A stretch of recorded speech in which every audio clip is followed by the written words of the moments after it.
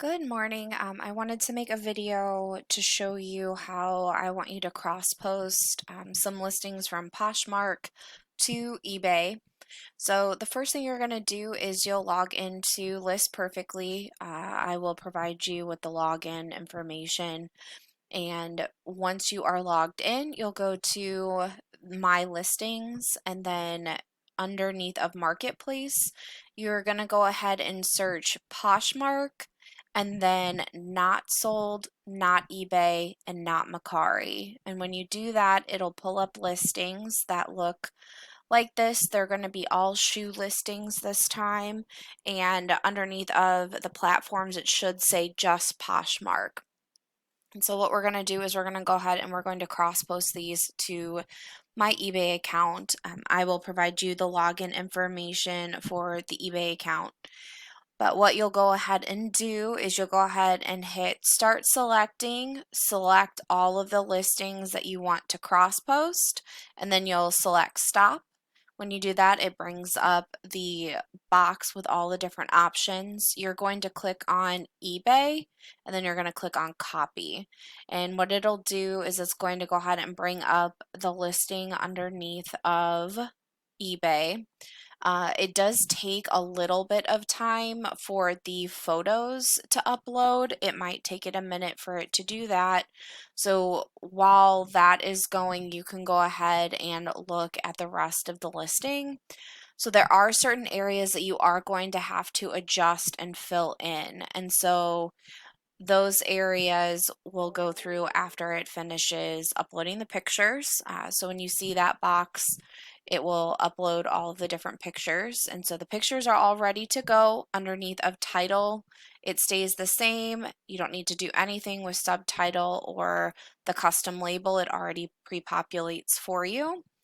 One thing you do want to make sure and check is that the store category is the correct category. So we're only going to be listing and cross-posting shoes. So this should either say women's shoes, if they're women's shoes, men's shoes for men's shoes, and kids' shoes.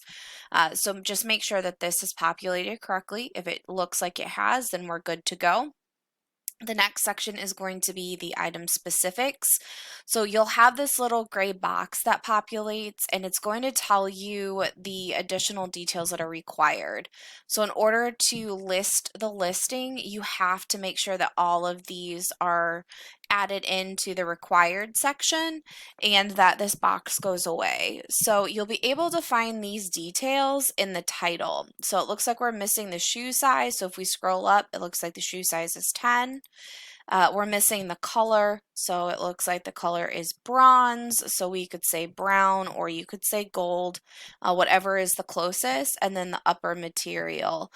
So this doesn't have the upper material, so make an educated guess. You can also look at the last picture that has the size in it. It will usually have what type of material. So this one is a leather upper. So we can go back down and we can click leather and we see that that box has disappeared, so we know we filled everything in. For additional, you don't have to fill in any of the additional.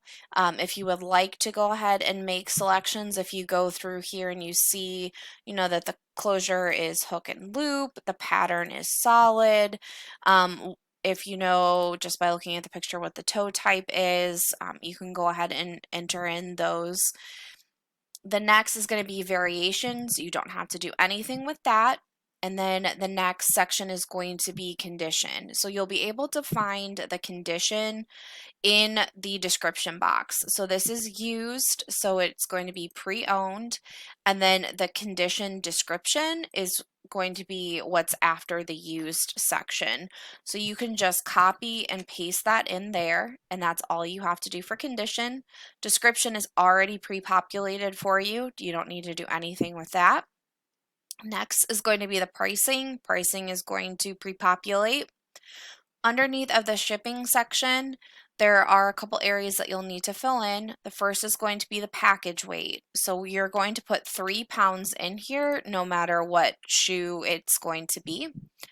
And then you want to make sure that the standard shipping is $8.99 or greater. So if it says $9.99, that's fine. If it says $4.99, you need to increase the price to $8.99.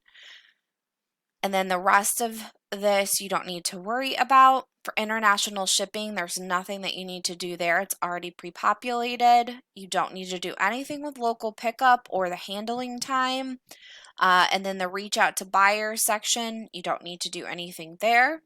Everything in the preferences section is going to pre-populate for you, and then nothing in the charity section. So once you get to the end, you're going to go ahead and hit list it, and it will go ahead and list it, and you are all done, and you can go ahead and move on to the next listing. If you have any questions, please feel free to reach out to me.